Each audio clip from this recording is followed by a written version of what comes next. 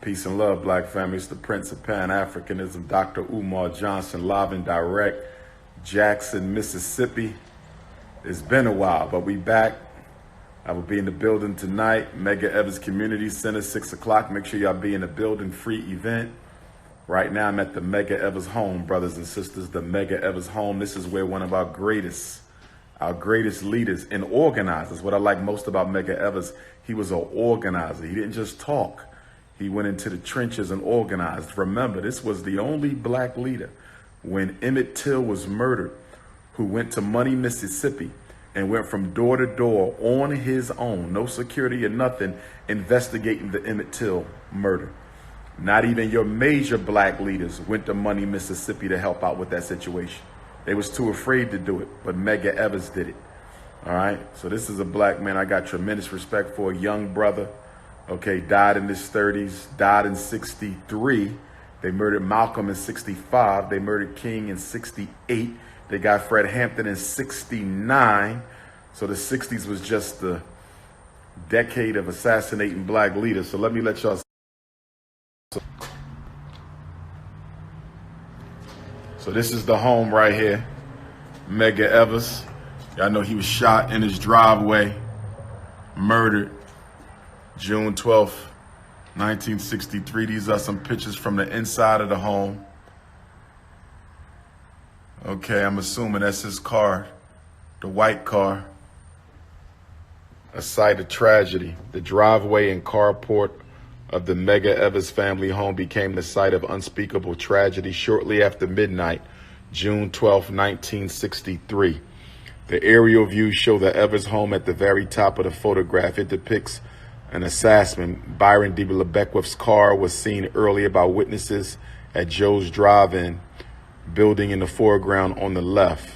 Spot 2 indicates Beckwith's hiding place from which he fired the shot that killed Medgar Evers. Spot 3 indicates where Evers was standing when he was shot.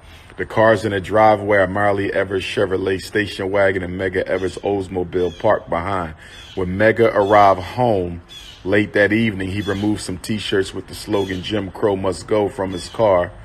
As he started toward the door of the house, he was shot in the back with a high-powered rifle. He dropped the shirts as he fell and crawled toward the door. Lower left, the bullet passed through Medgar Evers' body, crashed through the lower left pane of the living room window. The bullet tore through the Venetian blinds at the living room window and crossed the room. Lower right, the bullet pierced the wall that separates the living room from the kitchen beneath the plaque, and to the right of the light switch, it clashed through the ceramic tile above the toaster and hit the refrigerator door directly across from the stove. Then it ricocheted off the refrigerator, came to rest on the countertop to the right of the sink in the location indicated by the pen. These photographs were taken by the Jackson Police Department shortly after the murder of Medgar Evers. They're from the Bobby DeLauder collection at the Mississippi Department of Archives and History and are used through the courtesy of MDAH, brothers and sisters. This is the door where Medgar Evers was trying to enter. This is the door where Medgar Evers was trying to enter right here, brothers and sisters. So he was shot right here. This white line. Okay, I was like, is that the bloodline? Okay, so he parked here. He parked this car here, got out. He got shot from, I'm thinking over here, across the street over there where you see them bushes at. So he hit the ground, then he crawled, y'all. Our ancestor crawled over here, okay, and he tried to make it in. You know what, did he make it in? I can't remember. I think they might have came out to get him after that happened, y'all, but sad, very, very sad. This building possesses national significance as the home of Medgar and Marley, both important participants in the civil rights movement. As field secretary for the National Association for the Advancement of Colored People, Medgar was at the forefront of every major civil rights event in Mississippi. Did y'all hear that? He was at the forefront of every major civil rights event in Mississippi from 1955 until his assassination in 63. Medgar Evers' assassination in his carport forced Marley Evers into a more prominent role in the civil rights movement. United States Department of the Interior, National Park Service. So we come around here. We have another plaque on the front. The home of Medgar Wiley Evers, field secretary for the NAACP. leader in the struggle for justice and equality, born July the 2nd, murdered June 12th, 63, born in 25. He was born right before or while the most honorable Marcus Garvey was in prison for false charges. So give y'all a better view of the house. This is the home of Medgar Evers, where he lost his life. And then we have another plaque, Medgar Evers' home. Medgar and Marley Evers moved into this home with their children, Daryl and Renee, in 1955 after Medgar became Mississippi's first NAACP field secretary. Son Van was born in 60. Evers was an outspoken activist for voter registration and social justice. Just after midnight on June the 12th, 1963, he was assassinated in a driveway as he returned from a meeting. After his death, the family moved to California and deeded the home to Tougaloo College as a historic house museum. So Tougaloo still runs it? Yeah. Okay, I didn't know that. Yeah. I met his daughter at Baba Dick Gregory funeral, because Malcolm's daughter spoke, King's son spoke, and their daughter spoke. Give a shout out to the people, J Money. Hey, people come on out tonight, Medgar Evers Community Center. See you guys there. All right. All right. So you know what, Jay? Hold this for me. All right. Because I'm going to do a little libation. All right. All right. And I'm going to do it under the sign. Oh, you know what? I got to tell them one more thing. Go ahead. Turn it Then back I'm on going to you, give it Bob. back. I was looking at you. Yeah. I got you. One other thing I want y'all to notice about the house is the windows are higher. Notice the placement of the windows on the house. The windows, Medgar Evers had the windows elevated higher than most of the other homes on the block. And the reason the windows are higher than most of the other homes on the block is he wanted to prepare for war. And what I mean by that is when the enemy would shoot into his house, by the windows being high, the bullets would go over the head of his wife and children. Okay? And that's why you see these windows so high. Also, the door is on the side of the house. And the reason the door is on the side of the house instead of the front end of the house is they wanted to make it difficult for someone to be able to shoot them coming in or coming out the home. So one thing about Medgar Evers, he was very militaristically mature. Like, he's one of the few leaders we know who altered his home. He altered the way the home looked to make sure he could maximize protection for his family. So the door was put on the side of the house instead of the front of the house, and the windows were made higher. Medgar Evers was very, very serious. Medgar Evers knew that he would probably lose his life fighting for the people. You know what I mean? So this is why we got to take this Black Power thing seriously. This is why we can't play games with this. You know what I mean? A lot of y'all sit on YouTube and y'all talk black talk, but y'all don't do anything in the community. Let me say that again. A lot of people sit on YouTube talking black talk, but don't do anything in the community. Okay? We have to get to the business of activism. There's very little activism in the Black conscious movement. Very little activism. A lot of entertainment, a lot of gossip, slander, back and forth fighting, a lot of hustling, money making. Very little activism. Very little institution building. Very little system development. Okay, we got to get to the work, because there's no work. The conscious community has no work. It is all information sharing. Information sharing. We got to get away from information sharing. We got enough information, damn it. We got enough information. We got enough information. When are we going to get to organizing and consciousness raising? So now we want to do a little libation to the great Medgar Evers. So it's looking at me. It's on me now? Yes, sir. All right. So we want to do a libation to the great ancestor Medgar Evers. Dr. Umar is here, 10-year anniversary. I want to give a shout out to everybody who stood by me these 10 years, traveling, Kwanzaa. I can't believe this is my 10th Kwanzaa. 10 years that fast. The decade is ending, and we want to call on the great ancestor. But before we do, we're going to do our Yoruba libation. Okay, Omi tutu, ona tutu, ile tutu, tutu, geti nimbo, ashe, cool water, cool road, cool earth, cool geti nimbo, keeper of the ancestral gateway, ashe, oludumare ajuba gababu, equal lower t, mebelese ibarati, arun. We call on the supreme ruler of the universe and all of the Orun Malay, all of the righteous and divine spirits that inhabit the heavens with the most high God. Igu gababu, iku, tikuni, Africa, Iba Ara Ti Arun, we call on our ancestors from Africa, all the way back to the beginning of time. Names we know, names we don't know, all the way back to the continent, our African ancestors who are buried there on the continent.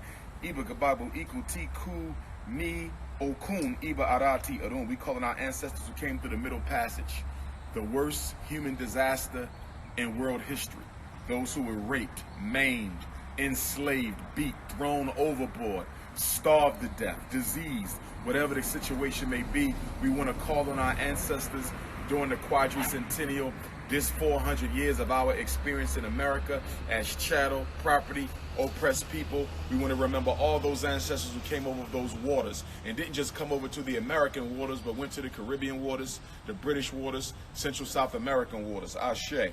Igu Gabagbo Iku Tikuni Oroko Komo Iba Adarati Adun. We call those ancestors who here in America struggle to make things better for us. That would be Medgar Evers, Malcolm X, Dr. King, Nat Turner, Gabriel Prosser, Denmark Vesey, Harriet Tubman, Ida B. Wells, Fannie Lou Hamer, Sojourner Truth, Fred Hampton, Emmett Till, Trayvon Martin, Walter Scott, Sandra Bland, Eric Gardner, Tamir Rice, William Wells Brown, Henry Highland Garnett, Alexander Crummell, Bishop Henry McNeil Turner, James Fortin, Richard Allen, Absalom Jones, and we could go on and on and on and on and on. All those ancestors who came and fought, those who lived, those who struggled, and those who made the way better for us. Ashe. Iba Kababu Iko Tikuni, Aitutun, Iba Arati Adun. We calling all those ancestors the ones whose names we don't know, and the names that we do know. We calling all the ancestors to come to be with us these 400 years to help us close out this decade and maybe go into the next decade in a more positive way, a more focused way, a more organizationally structured way, a more institutionalization way. I'm just hoping that we as the people get away from the social networking and the information sharing to some organizing and some institution building. Ashe. I want to call on Medgar Evers, who lost his life right here, and we want to let him know that we remember him. Ashe. I want to thank him for the work he did as a field secretary for the NAACP. I want to thank him for the work he did assisting in the investigation for the tragic Emmett Till murder. Ashe. I want to thank him for being a family man, a father, a son, a husband. Ashe. I want to thank him for being unapologetically African. I mean, living in Mississippi in the 1950s, 1960s, standing up against racism, oppression, prejudice. To do that was very bold. To do that was very bold. You know, and he took it upon himself to take the fight to the people, irregardless of the consequences. And you have to thank him, because he didn't have the big security force that Malcolm had. He didn't have all the pastors around him that Dr. King had. He wasn't up in you know, Atlanta or Detroit or New York City. He was down here in Mississippi, okay, where it gets really real for black folks in Mississippi then and now. So we can't forget Medgar Evers, y'all. We cannot forget Medgar Evers. He did a job for our people. He did a job for the race. He did a job for the community. And although he's not buried here, they have him up in Arlington Cemetery because he was a war veteran. I forget what war he fought in, but he was a war veteran. So he's up in Arlington Cemetery. So when you have in the D.C. area, you make sure you go, you pay your respects to Medgar Evers when you pay your respects at the Frederick Douglass House, and pay your respects at the Carter G. Woodson House, and pay your respects at the African American Civil War Museum. So brothers and sisters, I want to close out by calling some of my ancestors: Father Belly, my Selah, my Jenny, my Betsy, Ashe, Grandpapa Isaac, Ashe. And my next ancestor, her name is Young Betsy Bailey. She's very significant for me in Mississippi. You know why? Because when my 4 times great-grandfather, Stephen Henry Bailey, the half-brother and first cousin of Frederick Douglass, while he was a child, his mother, my 5 times great-grandmother, Betsy Bailey, was snatched away from him and sold into slavery deep into the South. And guess where they sent her? To Mississippi. So I have an ancestor that is buried somewhere in this state under the grounds. Somewhere in this state. We do not know where she is, but I want to call on my 5 times great-grandmother, Young Betsy Bailey, and I want to call on her energy and her Ashe and all of my ancestors to come and help me with the work that I have to do to get this Frederick Douglass Marcus Garvey Academy up and running, to get the National Independent Black Parent Association up and running to build Team Pan-African in Black Wall Street, West Africa. Let's get that up and running to organize against all of the opposition and racism and marginalization that our people experience. Through Team Pan-African, we want to fix the prison situation, the miseducation situation, the gentrification situation, the access to wealth situation, the police genocide situation. So I want to call on young Betsy Bailey, my 5 times great-grandmother buried here in Mississippi, Grandpop Stephen Henry Bailey, Ashe, Grandmom Caroline, Ashe, Grandpop George, Ashe, Grandmom Annie, Ashe, Mama Wayman, Papa Wayman, Charles Henry Wayman, Francis Wayman, Bishop Alexander Wayman, the 7th Bishop of the AME Church, from whom William Still inherited the Philadelphia Underground Railroad office, for those of y'all who saw that Harriet Tubman movie. Ashe. Uncle Fred, Ashe. Aunt Annie, Cousin Louis, Charles Rosetta, Fred Jr., Annie, Ashe. I want to call on Grandmom Caroline, Grandma Vivian, Grandpop Cicero, Grandmom Ida, Grandpop James, Uncle Clifford, Cousin Shanika, Great-Great-Grandmom Gertrude, Great-Great-Grandpop Charlie, Great-Grandmom Curly, Robert Shoemake Jr., Robert Shoemake Sr., Emma Hollinger, Delia Pratt, Isaac Johnson, Eileen Johnson, William Thomas Tillman, Uncle Billy, my Grandmom Betty Jean Shoemake, who we lost last year. Ashe. I want to call on Uncle Eric and Uncle Dennis and Cousin Nancy and Baba Taharka and OBM and Big Brother Clifford. And I'm going to call on the ancestors of Gory Island that brought me into spirituality. And the ancestors of Elmina and Cape Coast Castle and Asim Mansour. And the ancestors of the 7 Seas and the ancestors of all the continents. Those who were enslaved, those who existed before slavery, those who lived after slavery, and those who are always coming into the world and going out of the world right now. Medgar Evers, we will not forget you. We will pick up your struggle. We ask you to come with us as we go into our 5th century in this country, as we go into our 3rd decade of the 21st century, as we go into the 1st year of the next decade. Ancestor, rise with us, fight with us, give us your wisdom, give us your guidance, give us your scholarship, give us your experience, talk to us through our dreams, talk to us through clairvoyance, clairsentience, clairaudience. Medgar Evers, we love you, we will never forget you, and we should all come here to Jackson, Mississippi to pay homage to Medgar Evers. Whenever you down in the South, when you in Mississippi, you make sure you come and you pay respect to this great black man. Never forget Medgar. We talk about Malcolm and Martin and Fred Hampton. Don't forget Medgar Evers. He was the first to be sacrificed of those big 4. With that being said, it's going down tonight. Medgar Evers Community Center right here in Jackson, Mississippi. Doors open up at 6. Bring the whole family. The Prince of Pan-Africanism is here. First time in 5 years. And then tomorrow night, Sanford, Florida. Rest in peace to Trayvon Martin. Tomorrow night, Sanford. That event is not free. Get your tickets at DrUmarJohnson.com. And then we in Detroit. We are in Detroit Monday, December the 30th. Charles Wright Museum. Free event. Program starts at 3. I will take the stage at 6. Here's what I want to say about Pahokee. Pahokee, Florida, I have canceled it. I will not be in Pahokee on Saturday, and I'm going to tell y'all why. I did a radio interview a couple days ago. The brother who